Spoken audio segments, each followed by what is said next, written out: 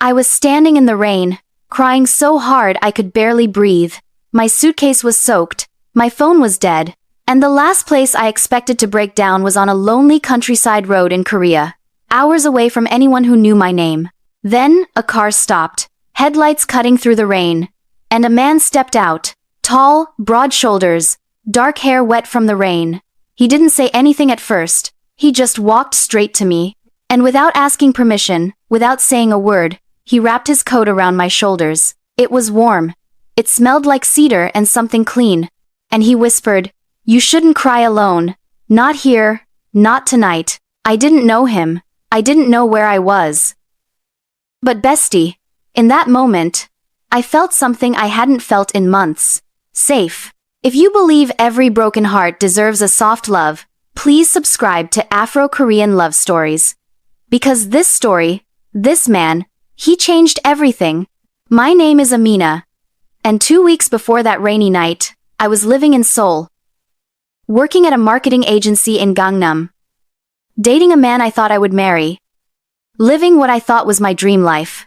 But dreams, bestie, sometimes they're just pretty lies we tell ourselves. I found out my boyfriend was cheating. Not in some dramatic movie way, but in the most ordinary, devastating way possible. I came home early from work one day, and there she was, in our apartment, in our bed, wearing my robe. He didn't even apologize. He just said, "I didn't think you'd be home." Like that was the problem. Like the issue wasn't the betrayal, but the timing. I moved out that night. I crashed at a friend's place, and I tried to keep going, tried to keep working, tried to keep smiling. But bestie, I was drowning. Every morning felt like dragging myself through cement. Every night felt like I was suffocating. Have you ever been so heartbroken you forgot how to breathe properly? Comment yes if you've ever felt like your chest was too small for all the pain inside. Work got worse. My boss was demanding.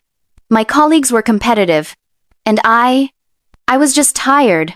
So tired of pretending I was okay. So tired of forcing smiles. So tired of being strong. One Friday, I snapped. I packed a bag. I got on a bus, and I left Seoul. No plan, no destination. I just needed to get away, to breathe, to stop feeling like I was dying inside. I took a bus heading south, toward Jeonju, toward the countryside, toward anywhere that wasn't the city that had broken me. The bus ride was long, 3 hours, and I spent the whole time staring out the window, watching Seoul fade into mountains and rice fields. And I felt nothing. Just emptiness. The bus driver dropped me off early. He said the last stop was still an hour away, but there was a guest house nearby if I needed rest. I said okay. I didn't care. I just wanted to stop moving. But when I got off the bus, there was no guest house. Just a long, empty road. Trees on both sides, mountains in the distance, and the sky. The sky was getting dark. I started walking. My suitcase was heavy. My shoes weren't made for country roads. But I kept walking. Because what else could I do? And then, it started raining.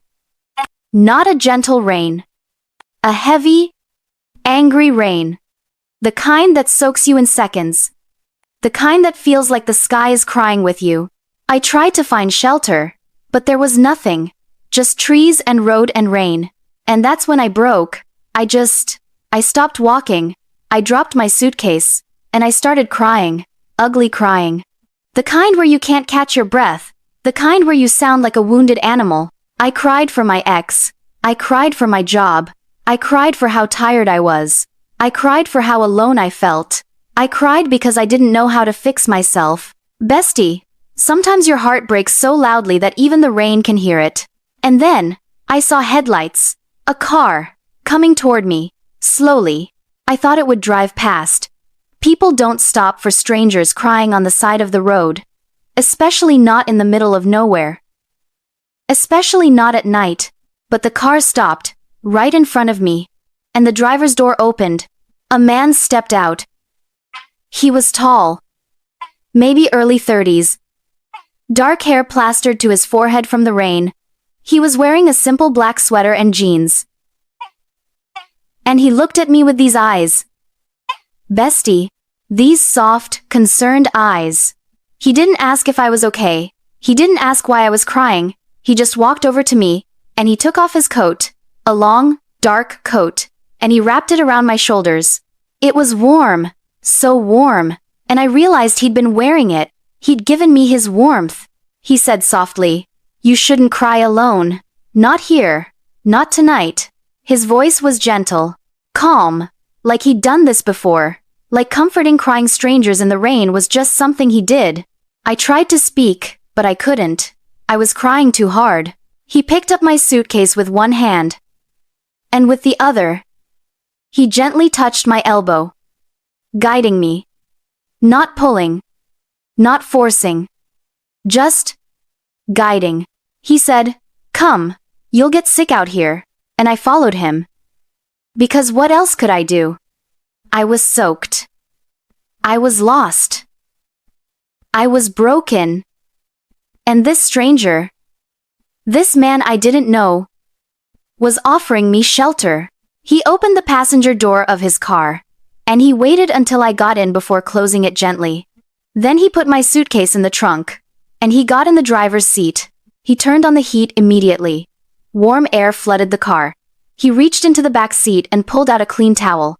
He handed it to me without looking at me, like he was giving me privacy, giving me space to collect myself. I wiped my face, my hair, my hands, and I finally managed to say, "Thank you." He glanced at me, and he smiled. A small, soft smile. He said, "You're welcome." He started driving, and I should have been scared. I should have asked where he was taking me. I should have been worried about stranger danger and all the things my mother warned me about. But I wasn't. Because something about him felt safe. Like he wasn't going to hurt me. Like he was someone who protected, not destroyed. We drove for maybe 15 minutes, through winding roads, past small houses with lights glowing in windows, past rice fields that looked silver in the rain, and then we turned onto a smaller road, a dirt road, and at the end of it was a house. A traditional Korean house. A hanok, wooden beams, tiled roof, paper doors glowing from light inside. It looked like something from a painting, something warm and timeless and safe. He parked the car, and he said, "This is my home. You can stay here tonight, rest, dry off, and tomorrow, if you want, I can take you wherever you need to go." I said, "I don't even know your name." He smiled again. He said, "Jinwoo. My name is Jinwoo." I said, "I'm Amina." He nodded, like he was memorizing it, like my name mattered. He said, "Nice to meet you, Amina. Now let's get you inside before you freeze." Subscribe if you've ever met someone who felt like an answer to a prayer you didn't know you were praying. Jinwoo carried my suitcase to the door. He unlocked it and gestured for me to go in first, and when I stepped inside, I felt it. Warmth. Not just from the heating, but from the space itself. It felt lived in, loved, cared for. The floors were wooden. There were plants everywhere, small paintings on the walls, a low table in the living room. Everything was simple, clean, beautiful. He said, "The bathroom is down the hall. You can take a hot shower. I'll leave dry clothes outside the door." I said, "You don't have to do this." He looked at me with those soft eyes again. And he said, "I know. But I want to." And he walked away, giving me space, giving me time. I went to the bathroom.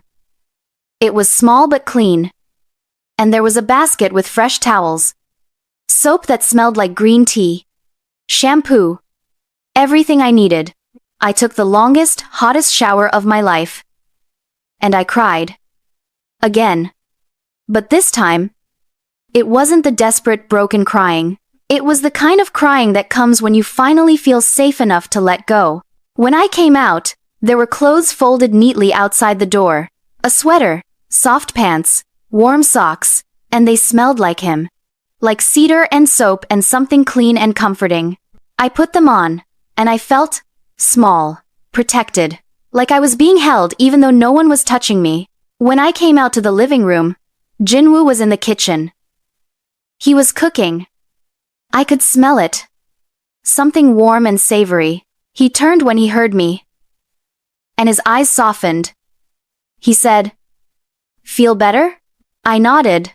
I said, "Thank you for everything." He said, "Sit. I made ramen, nothing fancy, but it's warm." I sat at the low table, and he brought over 2 bowls. Steam rising, noodles perfectly cooked, vegetables, soft-boiled eggs. It looked like art. We ate in comfortable silence. And bestie, I don't know if it was because I was starving or because he made it with care, but that ramen tasted like the best meal I'd ever had. When we finished, he made tea, chamomile. He said, "It'll help you sleep." I said, "Why are you doing this? You don't even know me." He was quiet for a moment. Then he said, "Because I know what it's like to cry alone, and I know how much it helps when someone just sits with you, even if they're a stranger." I felt tears prick my eyes again. I said, "You're really kind." He smiled. He said, "You deserve kindness, Amina.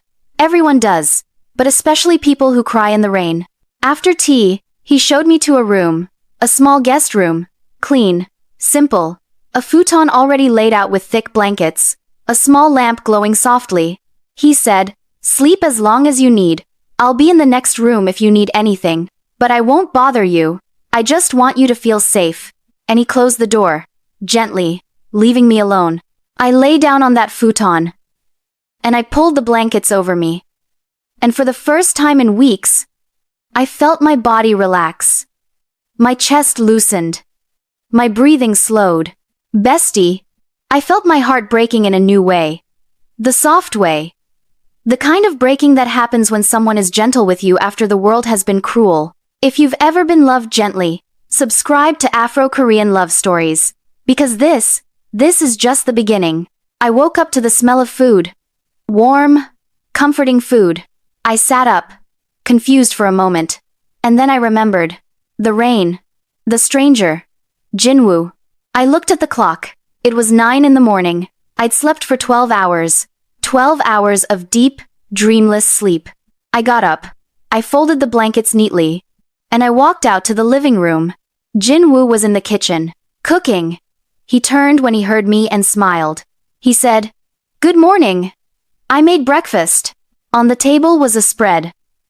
Rice, soup, kimchi, grilled fish, rolled eggs, vegetables. It looked like a feast. I said, "You didn't have to do all this." He said, "I wanted to. Sit." And I sat. And we ate together.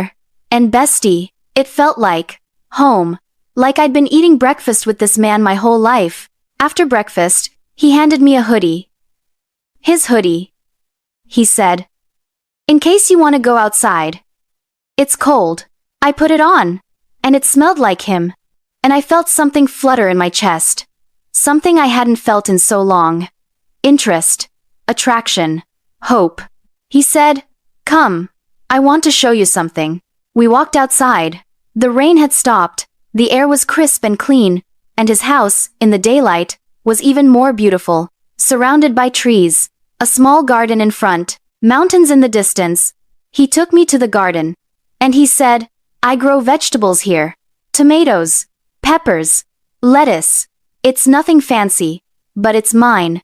I said, "It's beautiful." He looked at me, and he said, "So are you." Bestie, I almost stopped breathing. He said it so casually, like it was a fact, like he was commenting on the weather. But the way he looked at me, it wasn't casual at all. I felt my face heat up. I said, "You don't even know me." He smiled. He said, "I know you cry in the rain. I know you say thank you even when you're breaking. I know you folded the blankets this morning even though you didn't have to. That's enough for me to know you're beautiful." I didn't know what to say, so I said nothing. I just stood there, in his garden, wearing his hoodie, feeling seen in a way I'd never felt before. Besties, what happened next? How this stranger became the man I couldn't stop thinking about. You need to hear it. Don't go anywhere. Subscribe, because this love story, it gets even deeper. Over the next few days, I stayed at Jinwoo's house. I told myself it was just until I figured out what to do next. Just until I was strong enough to face the world again. But the truth, bestie, the truth was, I didn't want to leave. because being with him felt like breathing after holding your breath for years. Every morning, he made breakfast. And every morning, I would wake up to the smell of soup and rice and the sound of him moving quietly in the kitchen, trying not to wake me. Every afternoon, we would work in the garden together. He taught me how to pick tomatoes without bruising them, how to tell when peppers were ready, how to pull weeds without hurting the roots of the plants you wanted to keep.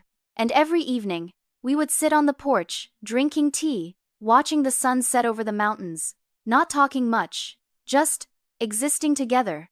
It was the most peaceful I'd ever felt, and the most terrified, because I was falling for him.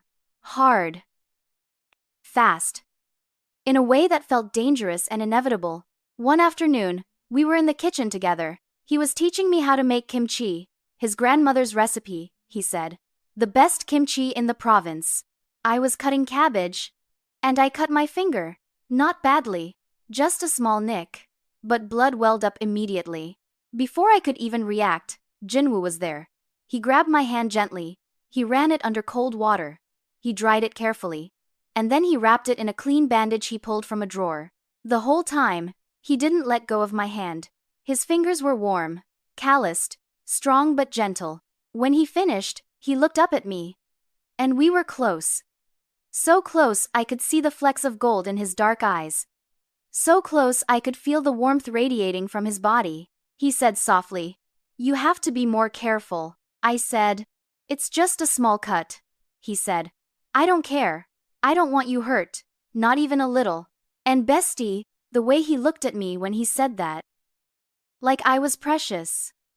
Like I was something worth protecting. I felt my heart crack open. I said, "Jinwoo, why are you so kind to me?" He was quiet for a long moment. Then he said, "Because you don't smile like someone who has been loved well. And I want to show you something different, even if just for a little while." Tears filled my eyes. I said, "You don't even know what happened to me." He said, "I don't need to know. I can see it in your eyes. Someone hurt you. Someone made you feel small. Someone made you forget how extraordinary you are. And I just want to remind you." I couldn't speak. I just stared at him, and he wiped a tear from my cheek with his thumb. Slow, gentle, like I was something fragile he was afraid to break. If you've ever been touched like you matter, like you're worth care and gentleness, drop a heart in the comments. Because bestie, that moment changed me. That night, I couldn't sleep. My mind was racing. My heart was racing. I kept thinking about Jinwoo. About his hands. About his eyes. About the way he looked at me like I was the only person in the world. I got up and went outside. The air was cool. The stars were so bright out here in the countryside. Nothing like Seoul where light pollution hid them. I sat on the porch steps. And I tried to breathe. Tried to calm my racing heart. And then I heard the door open behind me. Jinwoo. He was wearing a simple shirt and pajama pants. His hair was messy. He looked sleepy. Beautiful. He said, "Can't sleep?" I said, "Too much on my mind." He sat down next to me, close enough that our shoulders touched. And I felt electricity run through my body at that simple contact. He said, "Do you want to talk about it?" I said, "I don't even know where to start." He said, "Start anywhere." So I did. I told him about my ex. About the cheating. About how small he made me feel. About how I gave him everything and it still wasn't enough. About how I left Seoul because I couldn't breathe there anymore. About how I felt like I was drowning and no one could see me going under. And Jinwoo, he listened. He didn't interrupt. He didn't try to fix it. He just listened. And when I was done, when I finally ran out of words, he was quiet for a long time. Then he said, "He was a fool." I looked at him. I said, "What?" He said, "Your ex. He was a fool. Because he had something rare. Someone who loved deeply. Someone who gave everything. Someone extraordinary. And he threw it away for something temporary. For something meaningless. That's not your failure, Amina. That's his." My throat tightened. I said, "You don't know that. You don't know if I'm extraordinary." He turned to face me fully. His eyes locked on mine. And he said, "I know. I've watched you for days now. I've watched how you treat my dog with gentleness, how you water the plants without being asked, how you wash dishes and fold blankets and say thank you for the smallest things. I've watched you cry when you think I'm not looking. And I've watched you smile when something small makes you happy. You are extraordinary, Amina. And anyone who made you think otherwise is blind. Bestie, I started crying. Again. But this time, they were different tears. Not tears of pain, but tears of release, of being seen, of being valued. Jinwoo reached over and wiped my tears. Both hands on my face now, cupping my cheeks gently, and he said, "You deserve to be held, not hurt. You deserve to be cherished, not used. You deserve someone who sees you and thinks, 'How did I get this lucky?'" I whispered, "Do you see me like that?" He said, "I've seen you like that since the moment I found you in the rain." And then, he kissed me, soft, slow, tentative, like he was asking permission even though I'd already given it with my eyes. His lips were warm, gentle, and the kiss tasted like tea and tenderness and everything I'd been missing my entire life. When he pulled back, he rested his forehead against mine. And he whispered, "I don't know how long you're staying. I don't know if this is just a moment or something more. But I need you to know, you're not a burden. You're not an inconvenience. You're the best thing that's happened to me in a long time." I said, "I'm scared." He said, "Me too." I said, "What if I'm not ready? What if I'm too broken?" He said, "Then we'll take it slow. We'll take it one day at a time. No pressure. No expectations. Just us. Figuring it out together." And I believed him, because he'd never lied to me.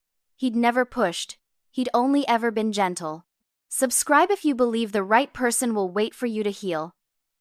Because bestie, Jinwoo waited. And it made all the difference. The next morning, everything felt different, lighter, like a weight had been lifted. We ate breakfast together, smiling at each other like we had a secret. And we did. We had us. After breakfast, Jinwoo said, "I want to take you somewhere. Get dressed." I put on clean clothes, his hoodie again because I loved how it smelled, and we got in his car and drove, through winding roads, past rice fields, past small villages. And then we arrived at a lake, a beautiful, clear lake surrounded by mountains. The water was so still it reflected the sky perfectly. Jinwoo said, "This is my favorite place. I come here when I need to think, when I need peace, and I wanted to share it with you." We walked to the edge of the water, and we just stood there, side by side, looking out at the mountains. He said, "Amina, I need to tell you something." My heart dropped. I said, "What?" He said, "I wasn't supposed to be on that road the night I found you. I was driving to my friend's house, but I took a wrong turn. I ended up on that road by accident. Or maybe not by accident. Maybe I was meant to find you." I said, "You believe in fate?" He said, "I didn't. But then I met you. And now I don't know what else to call it." He turned to face me, and he took both my hands. And he said, "I know you're scared. I know you're healing. I know you don't know what comes next. But I want you to know, if you want to stay, you can. Not as a guest, but as someone who belongs here, with me." I felt tears in my eyes. I said, "Jinwoo, I don't want to be a burden."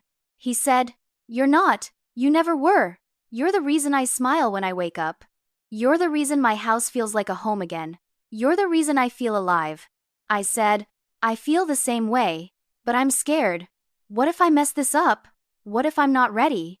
He said, "Then we'll figure it out. Together. But please, don't leave because you're scared. Leave only if you don't feel the same way I do."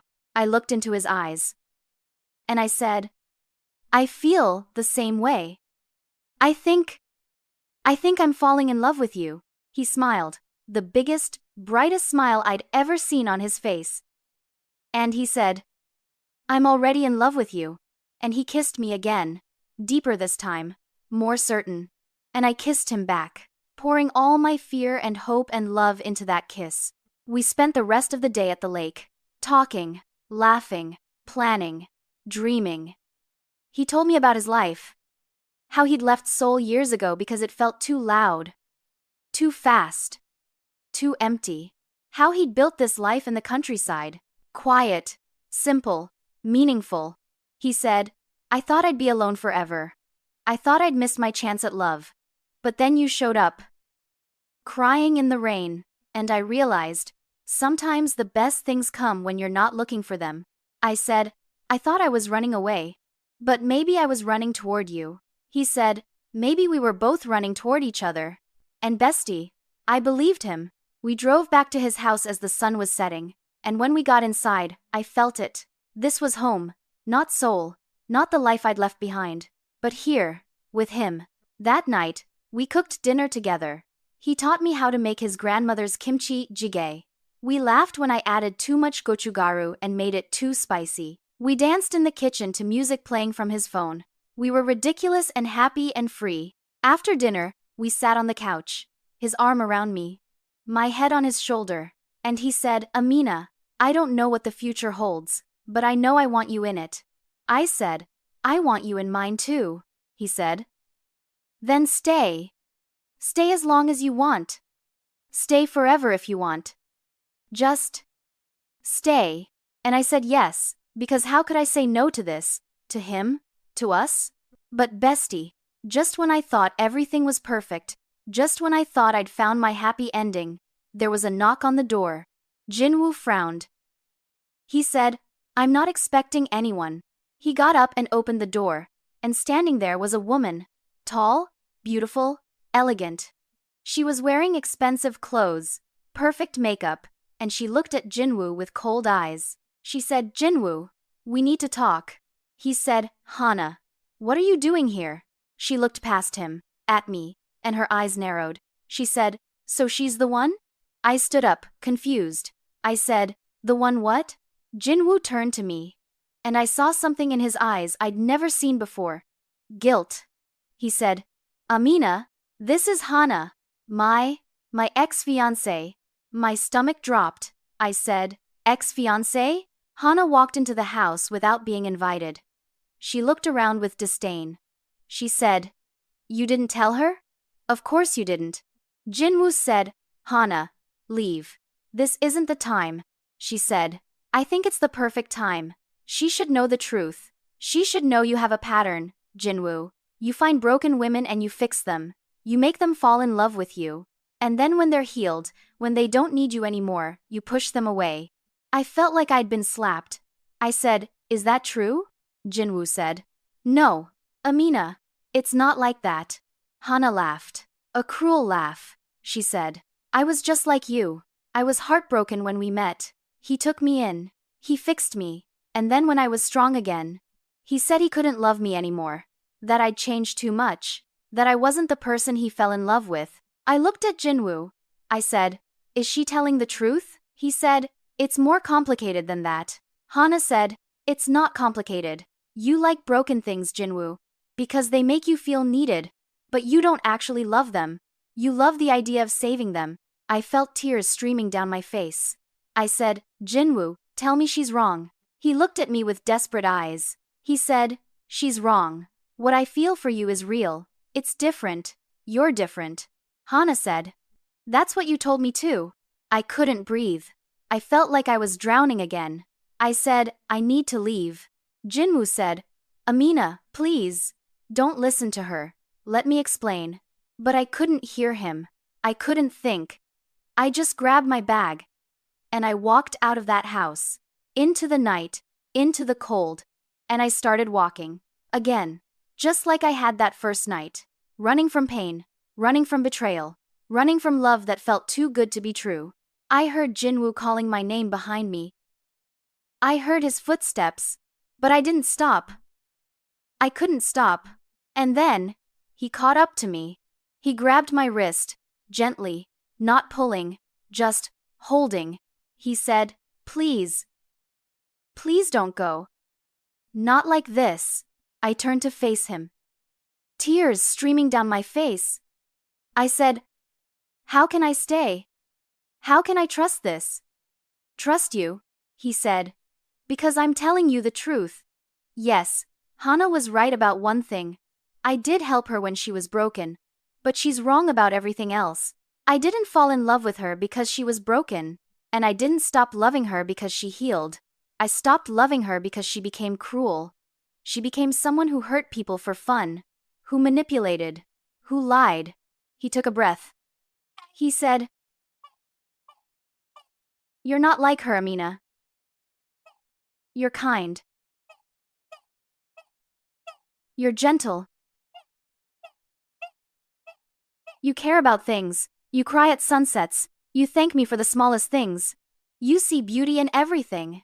And I didn't fall in love with you because you were broken. I fell in love with you because of who you are. Broken or healed. You're you. And you're everything. I said, how do I know you're telling the truth? He said, because I'm standing here, in the cold, begging you to stay. Not because I want to fix you, but because losing you would break me. Bestie, I looked into his eyes, and I saw it, truth, raw, painful, real. I said, I'm scared. He said, I know, but I'm not going anywhere. I'm not him. I'm not your ex. I'm not anyone who hurt you. I'm just me, Jinwoo, the guy who found you in the rain, the guy who makes too much breakfast, the guy who's completely, hopelessly in love with you. I started crying harder. And he pulled me into his arms. And he held me, tight, safe, like he was trying to shield me from the world. He said, you don't have to decide anything tonight.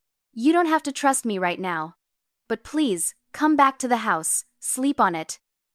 And tomorrow, if you want to leave, I'll drive you anywhere you want to go. No questions, no guilt, just, please don't run.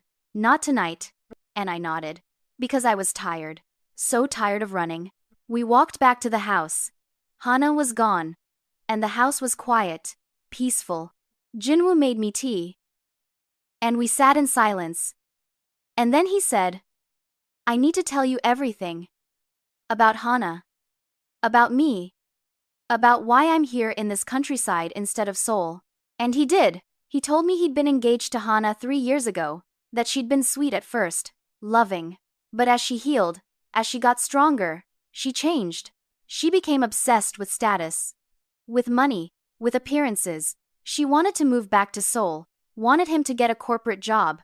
Wanted a life he didn't want. When he refused, she became cruel. She would belittle him, mock his choices, tell him he was wasting his life.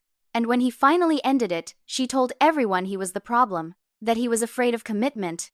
That he used people.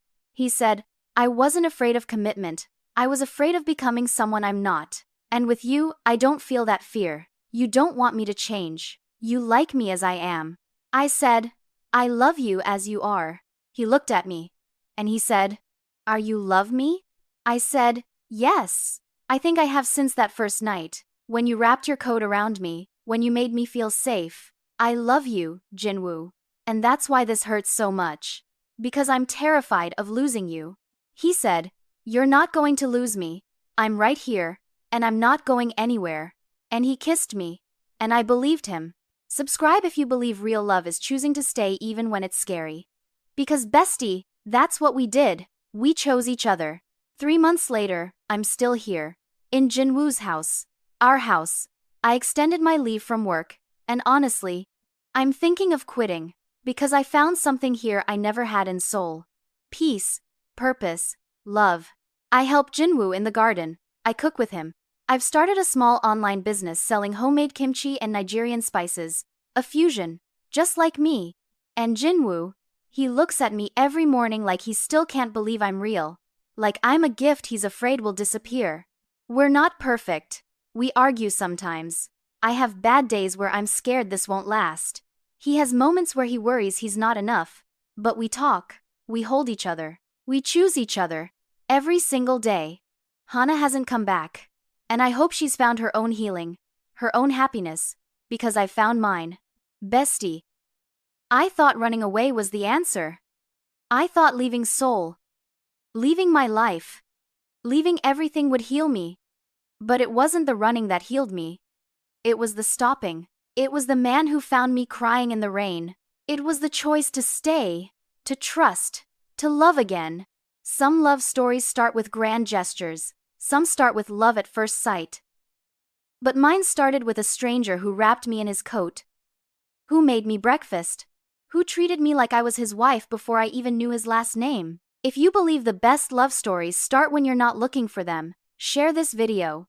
If you believe healing happens in the quietest moments, subscribe to Afro Korean Love Stories. If you believe you deserve to be held, not hurt, leave a comment telling me you believe.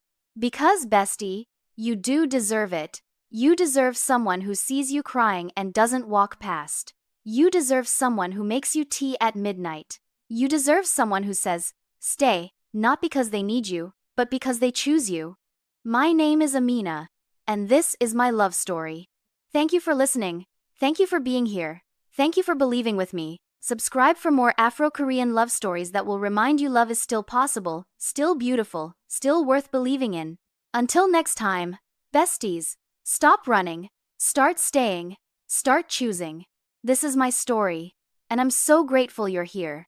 Don't forget to subscribe, like, and share this video. Comment your country, and tell me if you've ever been loved gently like this. I read every single comment. Thank you for being part of this journey. I love you all. Besties, see you in the next story.